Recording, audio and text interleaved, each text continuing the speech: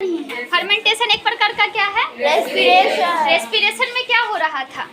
Miss वो food को छोटे छोटे टुकड़े में कर रहा था और दो टिप्स बना रहा था, है ना मिस? दो एनर्जी बना रहा था और सब कुछ बना रहा था। रुक जाओ, सबसे पहले रेस्पिरेशन बताओ। हम इतने अच्छे से बताए थे कि हमेशा हमें रेस्पिरेशन में और डाइजेशन में कंफ्यूजन होता है, इसके बावजूद भी तुम लोग याद नहीं कर पाए। डाइजेशन का सिंपल सा मतलब होता है ब्रेकिंग डाउन ऑफ फूड। जब फूड हमारा छोटे से पार्टिकल्स में या मॉलिक्यूल्स में या एटम में बदल जाए जो कि सॉल्यूबल हो, क्या हो? सॉल्यूबल। जो जाकर ब्लड में डिसॉल्व कर जाए, उस फूड को कहते हैं डाइजेस्टेड फूड और उस प्रोसेस को कहते हैं डाइजेशन। जब बड़ा सा जो फूड था वो छोटे से पार्टिकल्स में बदल गया तो ये प्रोसेस क्या कहलाया? डाइजेशन। और ये जब छोटे से फूड जो है वो ऑक्सीजन के साथ मिला था तो क्या कहलाया? रेस्पिरेशन। आज याद कर, अगर दूसरा दिन पूछे ना, अगर नहीं आंसर दोगे तो अच्छे से पिटाई लगेगी। एनर्जी के साथ साथ वेस्ट मटेरियल भी बनाता है, carbon dioxide and water. Okay, carbon dioxide का फॉर्मूला क्या है? CO2। वाटर का H2O। तो डाइजेशन में रेस्पिरेशन में अंतर समझ में आया?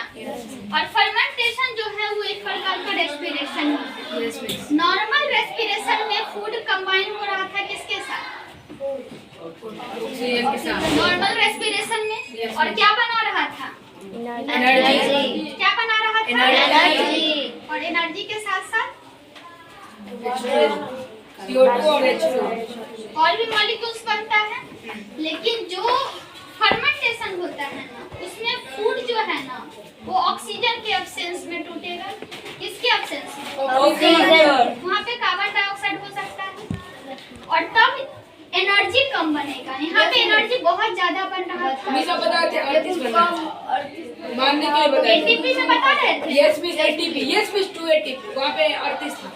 और यहाँ पे बहुत कम एटीपी बनता यस है। मिस 2। ज्यादा क्या बन जाता है? CO2 और हार्म एक बैक्टीरिया था। बहुत सारा मटेरियल बनता है जिसमें से एक अल्कोहल भी है। और एक बैक्टीरिया का नाम बताइए। लैक्टिक हाँ एसिड। Yes miss. क्या है? Lactic acid.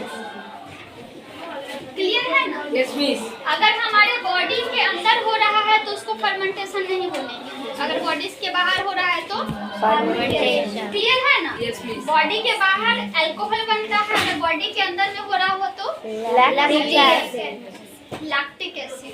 क्लियर है ना? इसको बोलेंगे हम एरोबिक रेस्पिरेशन और इसको बोलेंगे अनएरोबिक रेस्पिरेशन। एरोबिक जो अनएरोबिक। ऑक्सीजन के प्रेजेंस में है, अभी नाम याद कर लो, अभी तुम लोग को पढ़ना नहीं है। जो ऑक्सीजन के प्रेजेंस में है उसको एरोबिक रेस्पिरेशन, जो ऑक्सीजन के एब्सेंट में है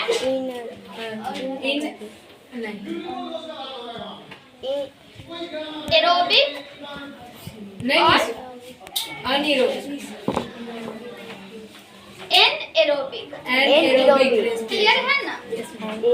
ज्यादा एनर्जी कब प्रोड्यूस होगा? जब एरोबिक रेस्पिरेशन। क्लियर है? और लैक्टिक एसिड या फिर अल्कोहल कब प्रोड्यूस होगा? जब एनएरोबिक तो फर्मेंटेशन देखो, इडली है, डोसा है या कोई भी ब्रेड है, उसको फर्मेंटेशन करवाने के पीछे कारण क्या होता है कि वो जल्दी डाइजेस्ट हो। क्या हो? जल्दी डाइजेस्ट। जो हमारा फर्मेंटेड फूड होते हैं जैसे इडली, डोसा, ठीक है ना, ब्रेड वगैरह, अगर उसको फर्मेंट कर देते हैं, या बहुत सारे फूड मटेरियल है जिसको फर्मेंट करके बनाते हैं, पूरी वगैरह, पराठा, पुआ, ये सब फर्मेंट जब हो जाता है तो बहुत सारे गुड बैक्टीरिया प्रोड्यूस करता है। जैसे कि हम जब मिल्क से दही बनाते हैं, ठीक है ना, तो जब मिल्क से कर्ड बनता है तो हमें पता है कि थोड़ा सा दही डालते हैं मिल्क में, बहुत ज्यादा दही हो जाता है, ठीक है ना, यानी कि जितने भी मिल्क है वो किसमें कन्वर्ट हो गए? कर्ड में। यानी कि वहाँ पर जो गुड बैक्टीरिया था, कैसा बैक्टीरिया था? Good bacteria. बताए होंगे ना कि बैक्टीरिया भी एक गुड होता है, Yes, miss. Yes miss. जो बैड बैक्टीरिया होते हैं वो बॉडी में डिजीज पैदा करते हैं और Yes, जो गुड miss. बैक्टीरिया होते हैं वो बॉडी को क्या करते हैं? हेल्दी रखते हैं। हेल्दी रखते हैं। तो जो फर्मेंटेड फूड होता है उसमें बहुत सारा बहुत सारा फंगी होते हैं जो हमारे लिए क्या होते हैं, हेल्पफुल, जो हमें बीमारी से भी बचाते हैं, हमारे फूड को जल्दी से जल्दी क्या करते हैं, डाइजेस्ट करते हैं।